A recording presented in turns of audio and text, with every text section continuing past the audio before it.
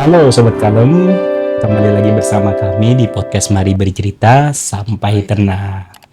Nah, senang banget hari ini kita bisa bertemu lagi dengan Sobat Kalem semua. Nah, dengan pembahasan yang baru ya Karyo. Dengan pembahasan yang mungkin saja Sobat Kalem di rumah sedang mengalaminya. Iya, betul sekali. Nah, apa kira-kira pembahasan kita hari ini Karyo? Wah, pembahasan kita kali ini ya Sobat Kalem ya berkaitan dengan orang-orang yang ketika bekerja mendapatkan banyak tugas, kemudian lelah, stres, kronis dan lain sebagainya. Oke.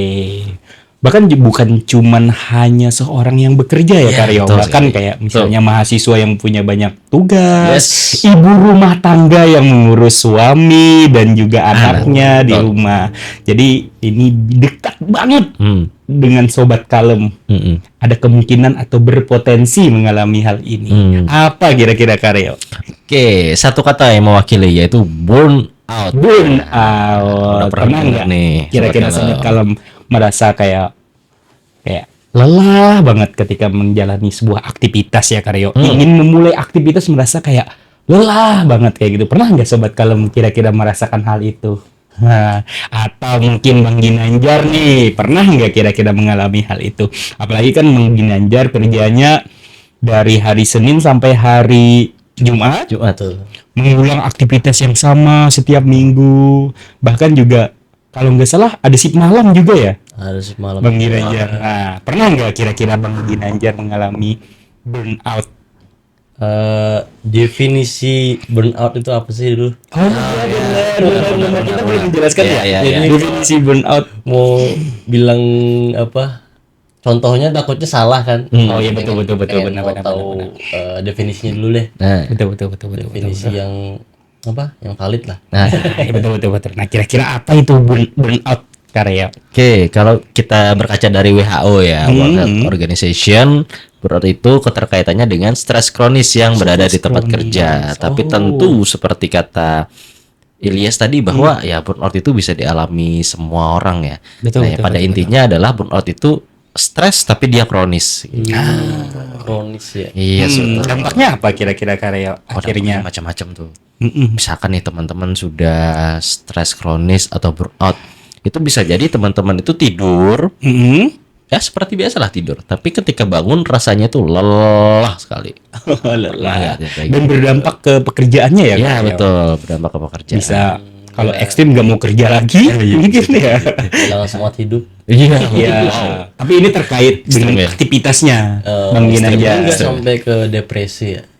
Iya, bisa dibilang seperti itu. Berpotensi kemungkinan. Kalau berlebihan ya. Iya, berpotensi kemungkinan. Nah, Bang Ginanjar pernah nggak mengalami kayak jadinya kayak merasa lelah banget kerjanya, jadi nggak mau ngerjain apapun itu misalnya. Atau misalnya Bang Ginanjar baru membangun suatu usaha mungkin, terus tuh di tengah jalan tiba-tiba merasa kayak nggak mau lagi kerjain karena nggak ada hasilnya, karena nggak ada merasa ada manfaatnya misalnya, atau merasa kayak apa yang dikerjakan ini menjadi sia-sia hingga kehilangan motivasi. Sering. Oh ya. Karena ya tadi kerja dari Senin sampai Jumat, habis itu pagi itu sudah habis subuh udah ngasih makan lele, habis kerja ngasih makan lele lagi, habis itu malam konten, ya affiliate, ngedit, segala macam ya, habis itu tidur ya malam, habis itu ya bangun tidur rasanya aduh pengennya rebahan terus kayak nggak nafsu buat hidup. Tapi kalau nggak salah dengar ya Karyo, burnout itu bukan salah satu diagnosa kan Karyo? Bukan. Ya, bukan salah satu diagnosa gangguan psikologis kan? Ya, karena burnout ini bisa dialami dalam konteks kehidupan sehari-hari ya Sobat Kalem Iya, ya, benar. bukan dalam konteks gangguan klinis. Klinis, ya betul. Ya, jadi agak beda Iya, pembahasannya. agak beda. Tapi ya tentu ketika burnoutnya tidak ditangani, ya itu juga berpotensi untuk mengalami gangguan klinis tentunya ya. Iya betul. Ya, tapi bukan gangguan klinis, belum sih lebih tepatnya. Tapi burnout ini harus ditangani oleh psikolog atau nggak usah sih? Sebenarnya tergantung dari tingkat keparahannya sih. Kalau memang bisa ditangani sendiri, entah dengan healing kah atau ambil cuti mungkin kalau dalam konteks pekerjaan, atau mungkin melakukan relaksasi, mindfulness dan lain sebagainya, berarti kayak meditasi bisa melakukan saja. hobi, Hmm. self healing itu bisa mengatasi burnoutnya. Iya, Ya, betul. tapi jika memang sulit ditangani, maka memang harusnya ke profesional. Apalagi sudah burnout ya. Iya, Itu kan konteksnya stres kronis. betul. Itu sudah kronis. Apalagi kan ya kalau kita bekerja nih kan segala aktivitas kita itu pasti berkaitan dengan rekan kerja Ya, kita ya betul, Karyo. betul. Bayangkan semisalnya kita di lingkungan tempat kerja, terus tuh kita ternyata burn out. Nah akhirnya kan yang berdampak itu bukan cuman kita, Ya. tapi rekan kerja kita. Bisa mungkin rekan kerja kita jadinya risih karena kerjaannya menjadi double misalnya membackup kita. Nah itu kan berarti ya kalau misalnya permasalahan psikologis ya, entah itu normal bermasalah ataupun juga semisalnya permasalahan klinis, itu jika merugikan diri sendiri dan juga orang lain, kan itu tentu saja perlu kita atasi dong. Betul. Karena ya kita ya seyogyanya manusia lah, seniscaya manusia harus bermanfaat buat diri sendiri dan juga orang lain. betul. Jadi mau nggak mau, semisal ternyata sobat kalem di sana merasa kayak lelah banget kayak gitu, terus tuh juga merasa kayak aku nggak bisa lagi kerja, misalnya, karena aku merasa capek banget, aku merasa nggak ada gunanya aku bekerja gitu, sehingga akhirnya nggak mau kerja lagi. Nah itu sebisa mungkin bercerita saja sobat kalem, jangan ditanggung sendiri, soalnya biasanya yang memperparah itu adalah menanggung segala bebannya sendirian. Ya kan Kareo? Betul sekali. Cowok banget sih. Nice. Ya cowok banget sih itu biasanya ya, Harus selalu kuat ya. harus selalu kuat. Selalu kuat. betul. Nah sebenarnya apa saja sih yang bisa memicu burnout nih Kareo? Oh, sebenarnya banyak ya kalau kita bicara tentang pemicunya burnout. Kita ambil contoh dalam konteks pekerjaan. Salah satunya yang paling sering terjadi adalah ketika beban kerjanya terlalu banyak. Sedangkan dari segi sumber daya orangnya, dia susah untuk menyelesaikan pekerjaan itu. Oh iya Itu kita ambil contoh gini deh, misalkan ada orang disuruh lari maraton 20 kilo lah misalkan. Tapi kemampuan orangnya, let's say lah kita katakan 18 kilo aja. 18 kilo itu sudah berkunang-kunang matanya mau pingsan. Nah ini ditambah lagi 2 kilo harus sampai 20. Nah, apakah pertanyaannya adalah apakah orangnya mampu? Kalaupun mungkin mampu, pasti sudah diambang batas kematian ya kasarannya. Iya. Sudah benar-benar di ujung mau pingsan dan lain sebagainya. Bahkan kalau bisa berhenti ya berhenti aja. Karena memang batas kemampuannya yang hanya di 18 km saja. Gitu. Maka terjadilah yang namanya burnout karena tadi terlalu tinggi tekanan kerja, tapi sumber daya dari orang tersebut belum bisa mencukupi untuk menyelesaikan pekerjaannya. Sumber daya ini bukan hanya berkaitan dengan kompetensinya ya, bisa jadi juga beban kerjanya ya emang tidak ideal, misalkan ya ketinggian tanggung jawab dikasih beban kerjanya terlalu tinggi yang senormalnya orang sebenarnya tidak mampu menyelesaikan tapi dipaksa untuk menyelesaikan. Nah itu juga bisa terjadi, seringkali itu terjadi. Apalagi misalnya mereka udah kerja luar biasa kan Kareo, tapi ternyata nggak diapresiasi ya. Itu juga salah satu itu banget sobat Galam. Ya kan pasti ya, itu pasti mempengaruhi motivasi kerjanya kan. Nah, ketika tidak diapresiasi ya dia merasa lelah akhirnya dengan pekerjaannya. Kan tetapi berarti bisa juga ya Kareo. Kan banyak tuh tipe-tipe kita ketika kita bekerja, ada yang mungkin mereka nih tipikal orang yang kayak ya udah kerja seperlunya. Tapi kan pas saat kita kerja biasanya ada orang yang tipikalnya perfeksionis. Nah, itu kira-kira mereka lebih rentan nggak sih dengan burnout?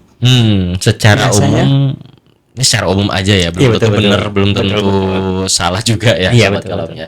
Tapi secara umum kalau kita lihat perfeksionis tentu potensinya lebih besar nggak sih? Iya, Kan dikasih kerjaan ya. Iya. Dan dia Menuntut dirinya lebih jadinya. harus banget. Terkadang kita juga bekerja ini kan pasti mengikuti flow kerja orang lain kan. ya betul. Nah, sedangkan orang perfeksionis ini biasanya mereka tuh menuntut Ya. untuk sempurna. Iya. Orang lain pun dituntut sempurna kan. Iya, orang lain pun dituntut sempurna sehingga akhirnya apa? kecewa. Berarti bisa dibilang juga ya burnout ini hasil dari kecewa akan ekspektasi kita ya kan? Ya, betul. Bisa dibilang seperti itu juga ya, seperti itu berarti juga. ya. Kita harus menurunkan ekspektasi kita Yes, terhadap Iya. orang lain. Iya, lebih tepatnya mungkin ekspektasi yang lebih realistis. Itu lebih adaptif sih. Jadi kita harus mengukur ekspektasi kita nih apakah realistis. Ya. Orang lain begitu diri sendiri juga. Iya. Iya. Ya soalnya sangat rentan sih biasanya di tempat kerja. Hmm. Apalagi biasanya burnout nih sangat dekat dengan generasi Z. Iya enggak sih biasanya? Iya. Untuk saat ini memang kayak cari karyawan emang susah sih. Apalagi Gen Z itu memang kayak bentar-bentar keluar, bentar-bentar. Iya. Mungkin apa tuh penyebabnya gitu. Saat ini kan mencari karyawan Gen Z ini rata-rata baru bentar nih ngeluh, Iya. habis itu udah keluar nih berhenti. Iya, itu Kira-kira kenapa tuh? bisa jadi juga kan tadi itu karena sebelumnya nggak expect kalau dunia kerja itu ternyata semelelahkan Iya, itu. betul. Terus tuh yang kedua ternyata ekspektasi dia ketika di dunia kerja itu nggak sesuai dengan harapannya. Terus tuh bisa juga dengan rekan kerjanya ternyata tidak Iya. mendukung. Lingkungan perusahaannya ternyata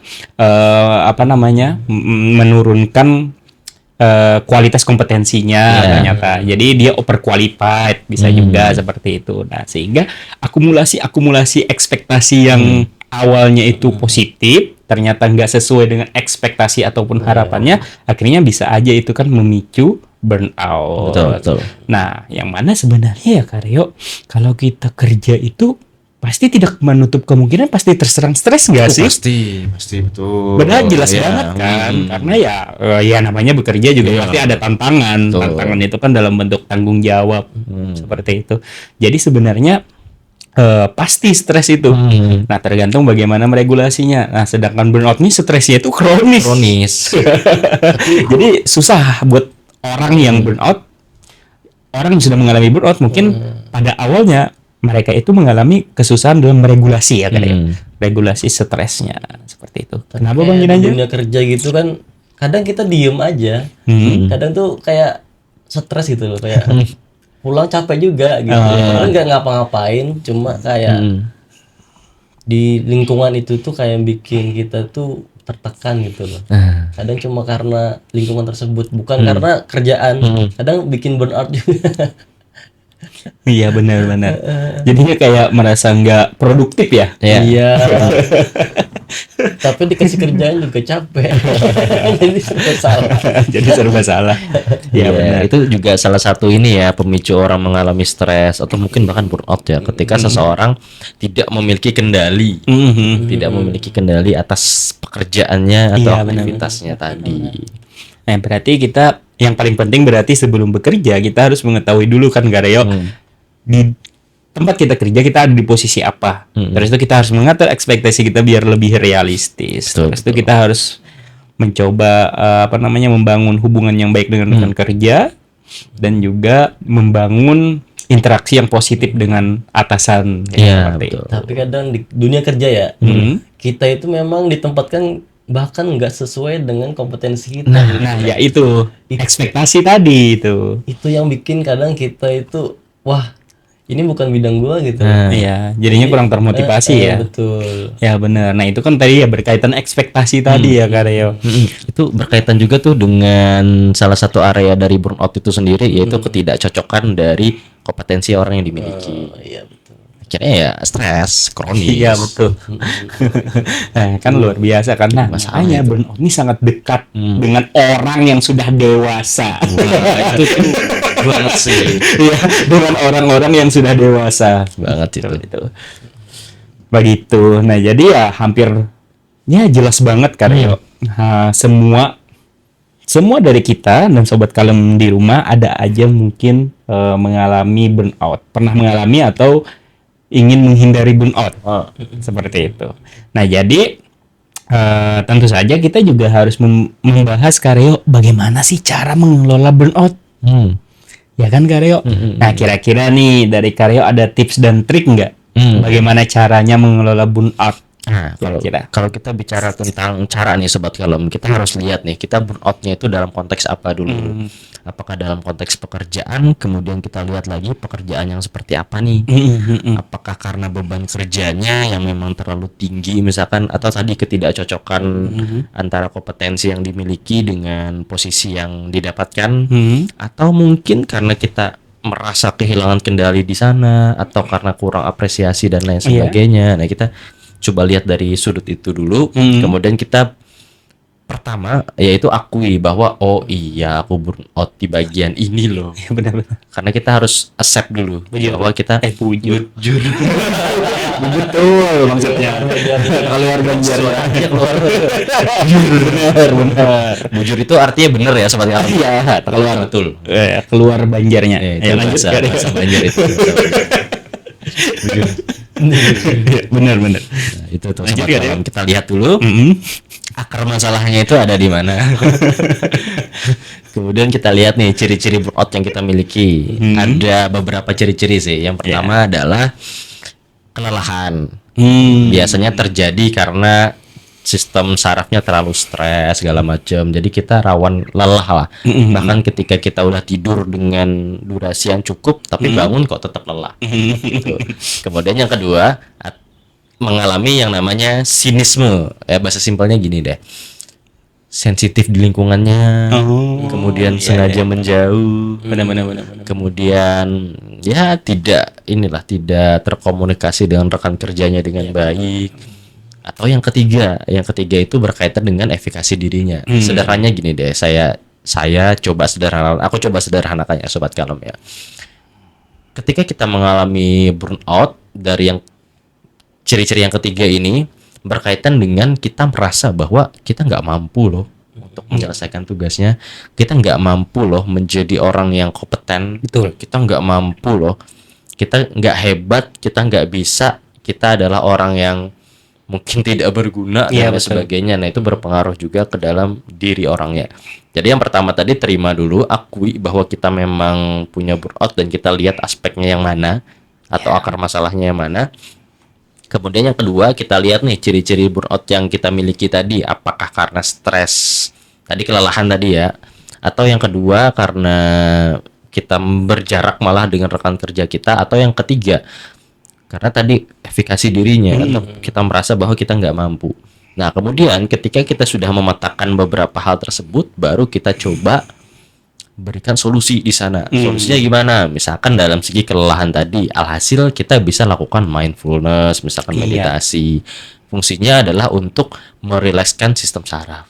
Jadi ketika kita tidurnya benar-benar enak. Jangan sampai kita tidur tapi pikiran segala macam masih pikirannya stres. ke siang hari tadi ya. Iya, ke siang hari tadi stres segala macam. Itu yang salah satu caranya ya Sobat Kalem ya. Kemudian cara lainnya adalah kalau kita bicara tentang orang yang berjarak atau sensian malahan dengan ruang lingkup sosialnya, meditasi juga bisa digunakan, atau juga bisa kita coba ngobrol dengan rekan kerja kita. Kita coba membangun hubungan yang sehat justru dengan rekan kerjanya, dalam artian agar ekosistem dalam pekerjaan itu bisa benar-benar sehat. Bahkan nggak salah juga kan mengkomunikasikan emosi yang kita rasakan. Betul. Kita bisa menyampaikan ke atasan juga bahwa saya nggak sanggup loh di bagian ini karena alasannya bla bla bla bla bla. Walaupun ya kalau dunia kerja sih kita dituntut pasti. Iya.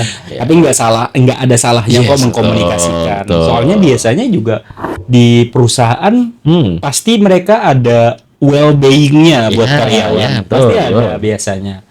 Ya bagaimana atasan mau melaksanakan program well-being kalau misalnya karyawannya semuanya pada pasif dengan emosi yang dirasakan, ya kan Karyo? Jadi mau nggak mau emang harus ada satu orang nanti berkomunitas mereka di tempat perusahaan yang sama, akhirnya menceritakan segala emosi yang dirasakan.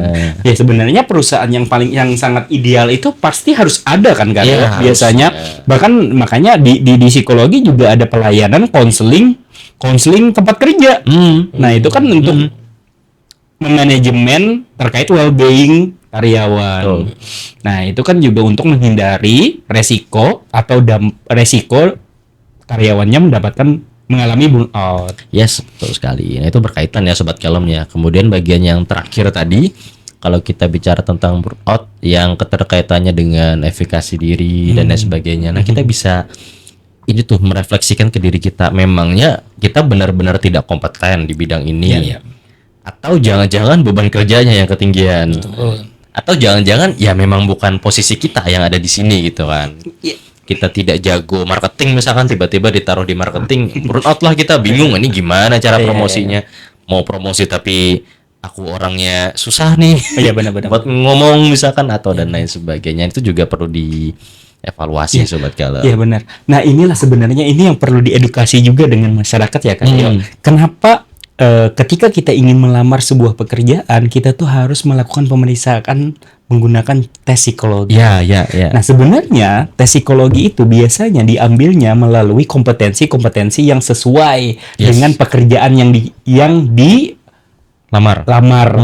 Nah, jadi sebenarnya ketika kita sesuai dengan kompetensinya dan mendapatkan pekerjaan, itu biasanya itu kita akan berpotensi terhindar dari burnout karya karena sesuai dengan passion kita, sesuai dengan kompetensi, sesuai dengan kepribadian, sesuai dengan minat dari pekerjaan yang kita lamar. Nah, akan tetapi kan banyak tuh orang yang biasanya ngakalin tes psikologi.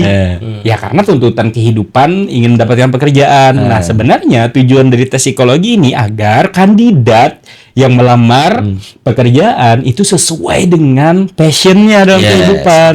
Nah, sehingga ketika dia sesuai dengan passionnya, dia akan kemungkinan menikmati pekerjaannya sesuai dengan skillnya, sesuai dengan passionnya, sesuai dengan potensi dan juga minatnya. Tentu saja ketika orang yang tepat masuk, ya tentu saja mereka ada kemungkinan bisa setidaknya menghindari dari burnout ketika bekerja.